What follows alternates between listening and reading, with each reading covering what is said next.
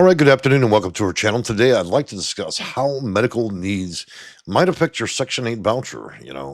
There are a lot of different things that a person can have and require medically that may affect the outcome of how they utilize federal housing and Section 8 programs, including most types of housing. But before I get started in this video, I'd like to do a few introductions. My name is Jay. I'm the owner of Section8Consulting.com. And today I'd like to present some company information. That way we can talk about that for a minute. As you can see from up here, we have our phone number, website, and also company email address if you'd like to take a look at that. We work with clients in all 50 states, and I've worked at the federal level for nearly 26 years. Helping people navigate the system and deal with all types of issues, including accommodations and medical requirements under federal rules. Beyond that, I'm going to bring in some notes, and I'm going to move my head over here to off to the right, so you don't have to stare at that. And then I'm going to bring in some notes to help us out, especially those of you with learning disabilities.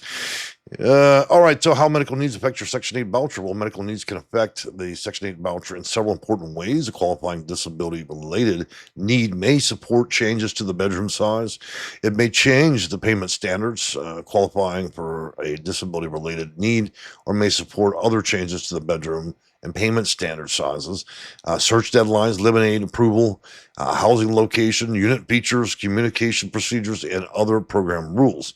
However, the diagnosis by itself does not automatically produce a larger voucher.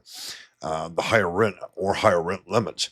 The household generally must request a reasonable accommodation and establish a connection between the person's disability and the requested change. And I think a lot of people struggle with that particular aspect, is trying to put in an accommodation request to seek different additional services or exemptions under federal rules. So, number one, medical needs may qualify as a disability. Federal housing programs protections generally cover a person with a physical or mental disability that substantially limits one or more major life activities. Many of you have heard that. So let's talk about a few of those examples: mobility impairments, blindness, significant vision limitations, deafness, hearing limitations, cancer, diabetes, respiratory conditions, neurological disorders, intellectual and developmental delays, autism, PTSD, and other mental health conditions, and chronic illness and conditions requiring ongoing treatment and medical equipment or personal assistance. I want to be very clear about something, guys. Not all medical related issues will grant you this, but I will say this. A lot of you have had the concept that if you don't receive a Social Security disability check, that you may not be able to qualify as disabled. That's simply not true. The Social Security Administration has its own set of rules of what it considers to be disabled. When you go to court, you prove it to a judge, and of course, you get that check. HUD's a different federal agency, and so its rules are substantially simpler and easier to qualify. And therefore, just because you don't receive a disability check does not mean that you would be disqualified necessarily from being able to utilize additional services under federal law regarding housing and federal programs. So the medical condition does not necessarily need to be visible. A temporary condition, minor illness, or diagnosis does not substantially limit major life activity, may not qualify, especially if it's not going to be able to long term. An additional bedroom may be approved, but the housing authority may approve a larger voucher when an additional bedroom is absolutely necessary. And one thing I want to keep in mind is there's also different state laws, and those laws within different states could provide, as an example, like California, where you may be granted an additional room, but it turns out they consider your living room an actual bedroom in certain parts of California and other places of the country. So you need to look at that before you even bother getting involved. However, most of the contentious U.S. does offer the option of additional bedrooms. And so possible reasons include live-in aid needs a separate room, medical equipment must be stored and used in a separate room, household member needs disability related overnight care, two-bedroom members cannot reasonably share a room because of a documented disability or related need, and a person requires a separate sleeping environment for treatments, medical monitoring, sensory regulation, or symptom management. I want to also say that this is not a definitive list. There are many causes and reasons for it. If you're struggling to figure out whether or not you'd qualify, I'd have you reach out to Marvel. I can be quite helpful in that respect. I usually can name just about all of them that are automatically considered under federal rules and the ones that are not. So HUD's current guidance recognizes the PHA may approve an additional bedroom for documented medical equipment. The housing authority can verify during the inspection that the room is being used for the approved medical purpose. Let's be clear about this. They only approve it one time. They're not going to keep haunting you about it and showing up in the middle of the night to inspect the property to see if it's used. So I think it'd be established that early on it should be fine. And I want to go on and say that, if you look here in the HUD's Housing and Search Lease Guidebook, you'll find a lot of additional information about code of federal regulation and policies surrounding that. An extra bedroom is also not automatically granted merely because someone has a disability. Documentation should explain why the additional room is necessary, not simply a medical condition that exists. Okay, so there is a little bit of a high bar you have to meet there, and sometimes it's worth the time to consult with somebody that does it all the time. I mean, I worked in the field a little over a quarter of a century, so I can tell you what works and what doesn't. And there's a lot out there you guys attempt to do in terms of accommodations that do tend to fail. Number three, Live Aid may be approved. So that's another one of those perks, bells, and whistles you can add into the program if required and needed, right? So Live Aid is someone, and then we talk about some of the essentials to care and well-being of an elderly person or disabled person with a disability is not obligated to support the person and would not live in the unit except to provide a necessary support services to them. And so let's skip on down here to all the other important inclusions.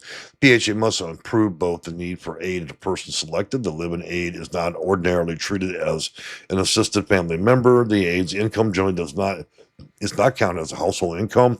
The aide generally does not obtain rights to the voucher, and HUD allows only one additional bedroom per live-in aide. And so occasionally rotating intermittent caregivers normally do not qualify for live-in aid status because they do not reside in the unit. So moving on to number four, the higher payment standard may be available. A lot of you guys are trying to find ingenious and rather clever ways to raise your payment standard, and I don't blame you. It's an overheated market, rents are high, and so I can't blame a lot of Americans that are participating in the program for wanting to see if there's any potential way to raise that payment standard to help you out. And so let's discuss that. A person with a disability may need a unit that has features that are more expensive or difficult to find, such as wheelchair accessibility, the first floor location, an elevator, an accessible bedroom, space for medical equipment, proximity to treatment and caregivers and essential services, a larger bedroom configuration approved as an accommodation, and environmental or sensory features related to a disability or mental health. In these circumstances, the household may request a reasonable accommodation exception payment standard. And again, let me repeat that. In these circumstances, the household may request a reasonable accommodation exception payment standard. This does not mean that the landlord may charge any amount. The unit must still pass inspection, better known as a housing quality inspection, and also note as of 2027, they're running a new system at the federal level, which will replace housing quality inspection across a greater portion of the market. And there's also been changes at the federal level, which will be imposed at the end of the year or the new year. Okay, so moving on, HUD issued a guidance specifically addressing the higher exception payment standards as reasonable accommodations.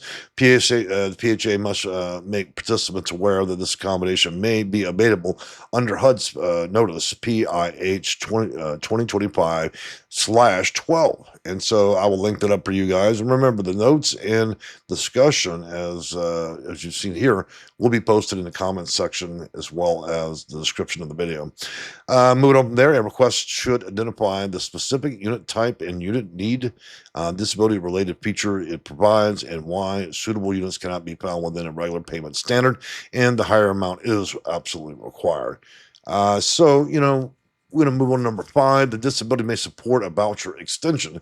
I don't really see that as a material extension of added value. I just see it as additional time to search. So a family may need more time to locate suitable housing because of accessibility or medically appropriate units or limited units. So better regulations in state when family requests an additional search time, a reasonable accommodation, and the PHA must extend the voucher for time reasonably necessary to make the program accessible to a person with disability under Title 24, Code of Federal Regulation 92303.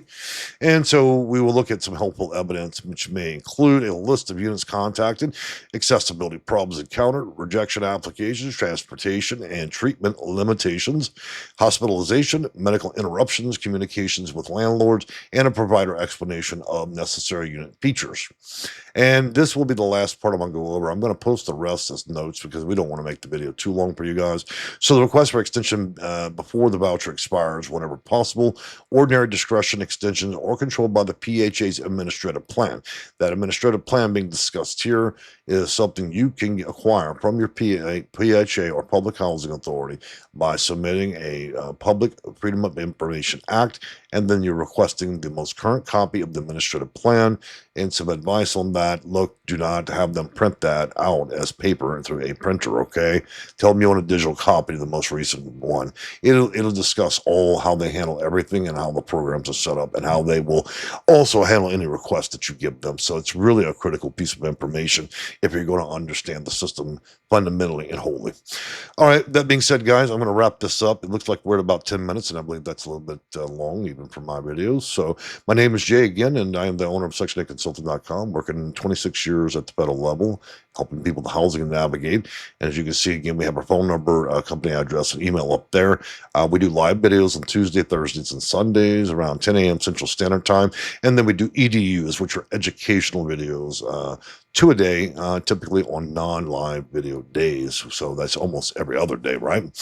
Been my pleasure, and enjoy your week. Bye for now.